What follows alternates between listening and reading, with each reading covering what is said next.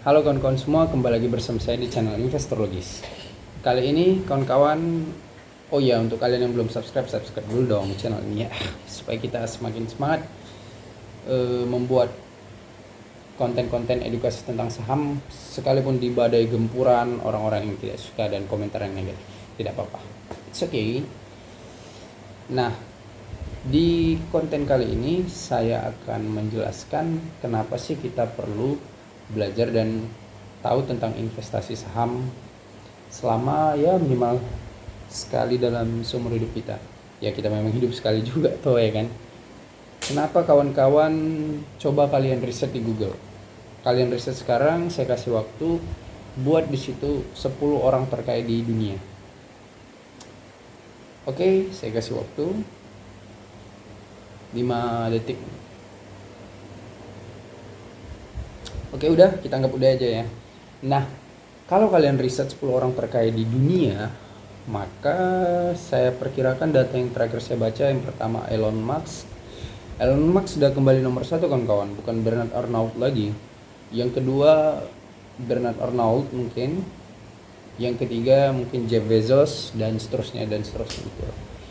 Jadi kalau kalian lihat daftar 1 sampai 10 itu, mereka itu sebetulnya kaya bukan karena hasil gaji dari kerjaan mereka atau uang yang mereka kumpulin dari kerjaan mereka, kawan-kawan. Bukan seperti itu cara mainnya. Jadi mereka kaya itu dari kepemilikan saham dari company yang mereka bangun atau mereka beli sahamnya. Nah, kalau Elon Musk itu sekarang menguasai atau dia foundernya SpaceX, Tesla, X yang dulunya Twitter ya, sekarang X kan. Nah, jadi 3 yang terbesar ini yang saya tahu, mungkin banyak lagi perusahaan Pak Elon Musk, cuman saya nggak tahu, cuman 3 ini yang paling besar. Yang paling besar itu mungkin Tesla ya. Jadi kepemilikan saham Elon Musk di Tesla itulah yang membuat sebetulnya net worth atau kekayaan bersih dari Elon Musk itu terus bertambah dan bisa juga menurun. Kenapa posisi mereka itu sering bergantian? Si Bernard Arnault kadang di atas atau pernah juga Jeff Bezos. Karena harga saham itu naik turun, fluktuatif.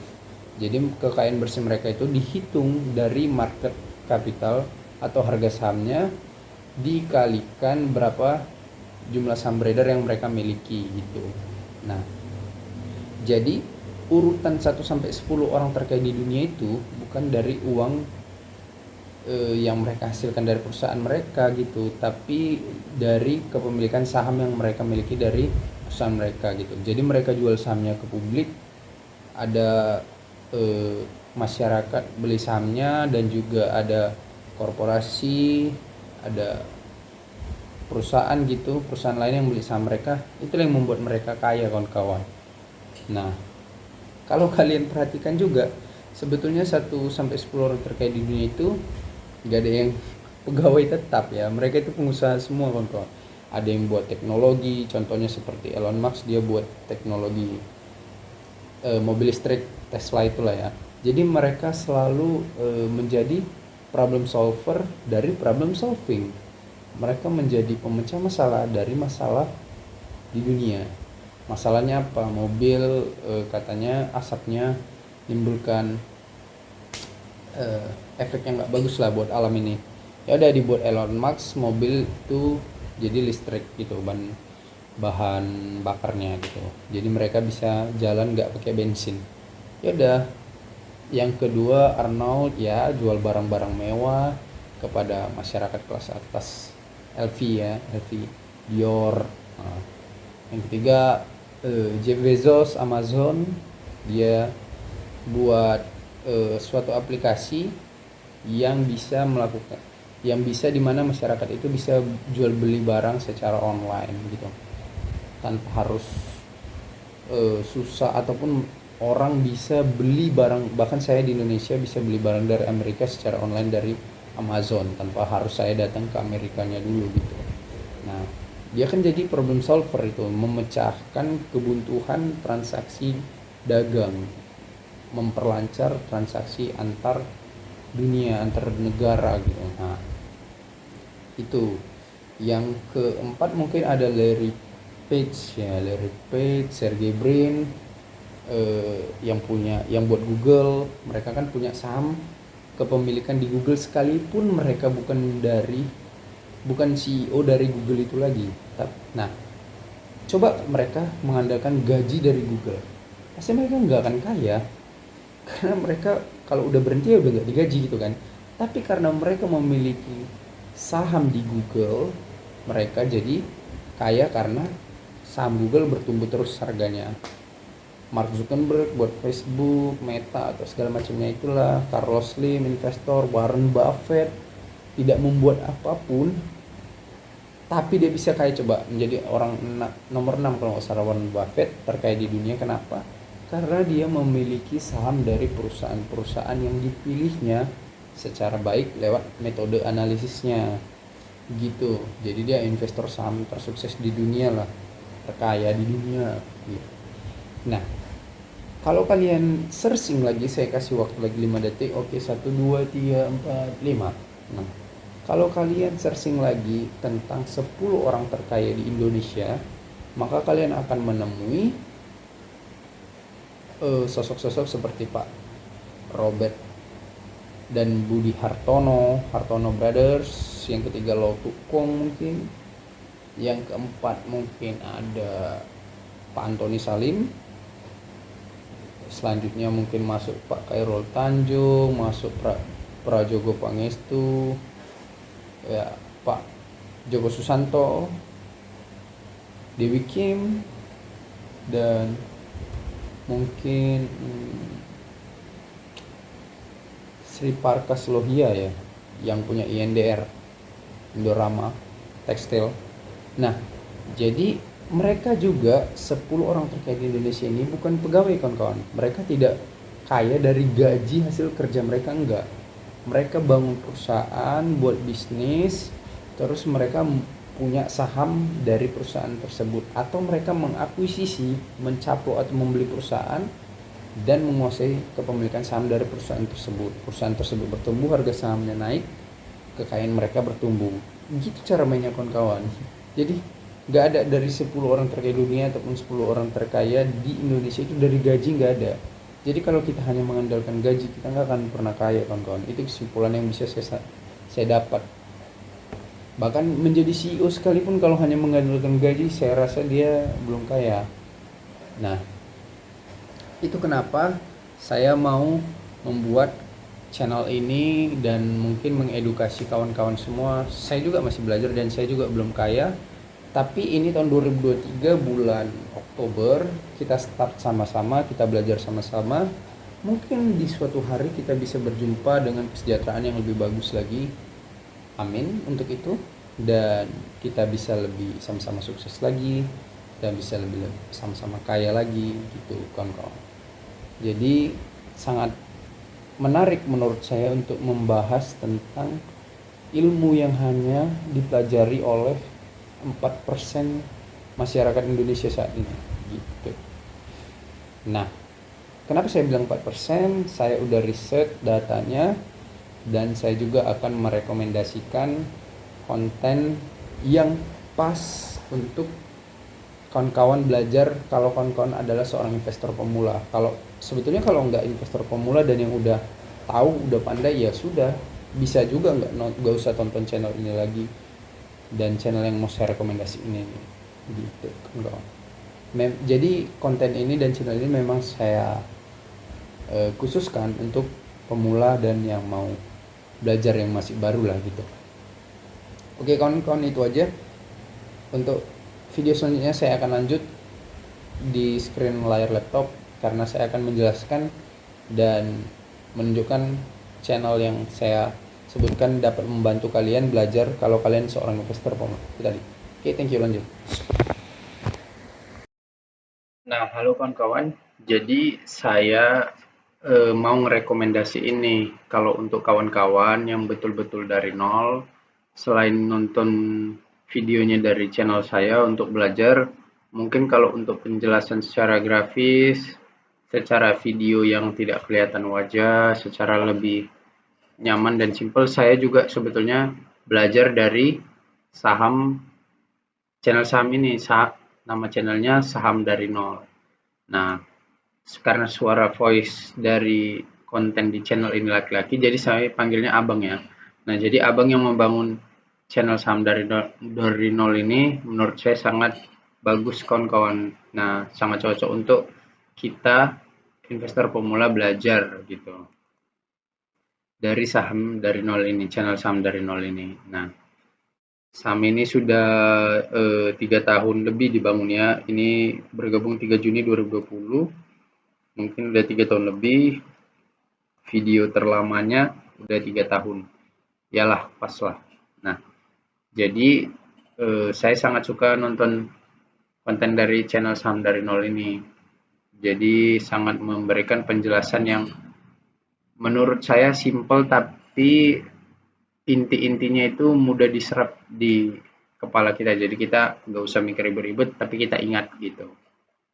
Nah, kawan-kawan, selain itu kenapa saya mau kasih tahu kenapa kita perlu untuk belajar saham dan kenapa kita harus tahu. Saya terinspirasi dari konten yang baru diupload oleh channel Saham dari Nol, yakni mengapa investasi itu penting, kenapa kita harus berinvestasi. Nah, di video ini sangat bagus kawan-kawan dijelaskan kenapa kita harus berinvestasi. Jadi saya sendiri juga mau menyampaikan konten ini berdasarkan apa yang sudah disampaikan dari konten di sini kawan-kawan dari channel Saham dari Nol ini. Nah, cuman saya kurang pandai menjelaskannya secara lebih terperinci seperti abang di channel Saham dari Nol ini. Nah, jadi saya di konten ini sangat terinspirasi dan sangat berterima kasih terutama untuk channel Saham dari Nol, untuk kreatornya. Terima kasih Bang sudah membuat konten seperti itu. Menurut saya itu dasar yang sangat penting ya kawan-kawan untuk mengetahui apa perbedaan dari reksadana, nabung di bank, nabung deposito bank, nabung di celengan ataupun beli obligasi, mana yang lebih penting, mana yang lebih menguntungkan. Nah, kalian bisa tahu dari konten di sini kawan-kawan. Jadi saya sangat rekomen untuk kalian tonton di sini.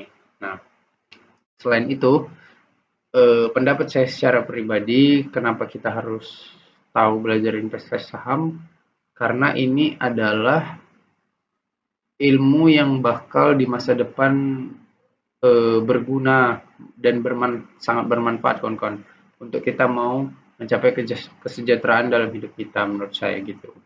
Nah, karena jumlah penduduk di Indonesia kita bisa lihat dari data BPS di sini.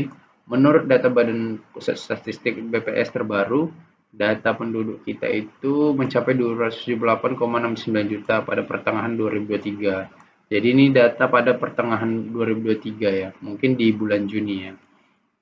Masih bisa kita pakai lah, mungkin entah bertumbuh angkanya ya paling di sekitar 279 atau 280 lah maksimal pertumbuhannya ya. Kalaupun sudah bertumbuh gitu. Nah, sedangkan saya lihat data KSEI yang terakhir, Lembaga Kustodian Central Efek Indonesia, bahwasanya jumlah investor di tanah air itu terus bertambah kawan-kawan. Ini salah satu dampak dan efek positif. Saya senang mendengarnya karena semakin banyak masyarakat yang tahu tentang investasi saham, semakin banyak percakapan tentang saham itu sendiri dan semakin sejahtera juga Bursa Efek Indonesia kita, semakin banyak lapangan pekerjaan dan semakin sejahtera juga negara ini. Itu implikasi-implikasi daripada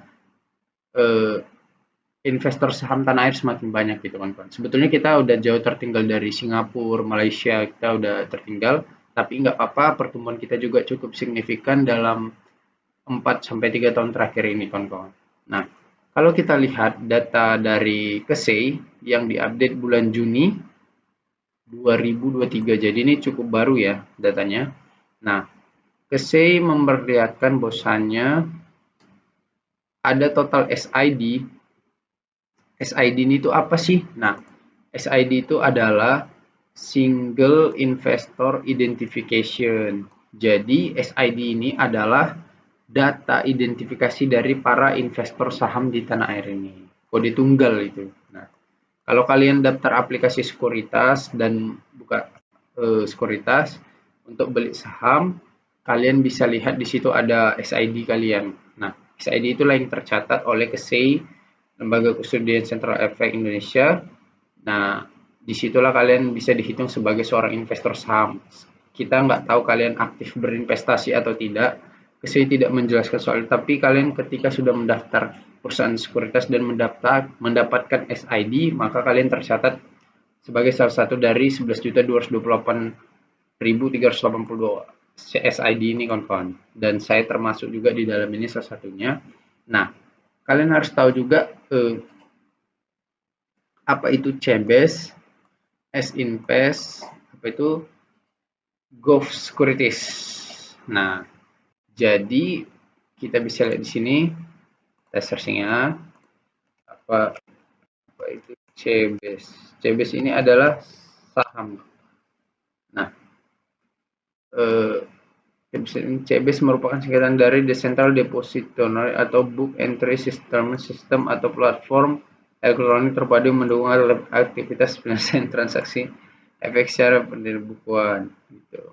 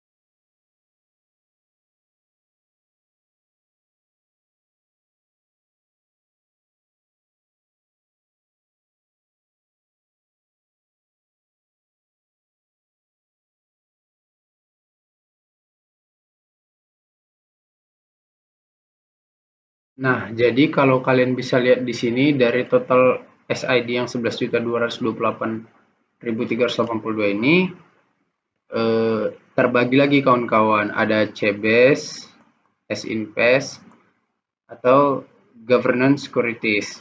Jadi pada intinya yang saya pahami adalah CBES ini penyelesaian transaksi tentang saham dan surat berharga lainnya.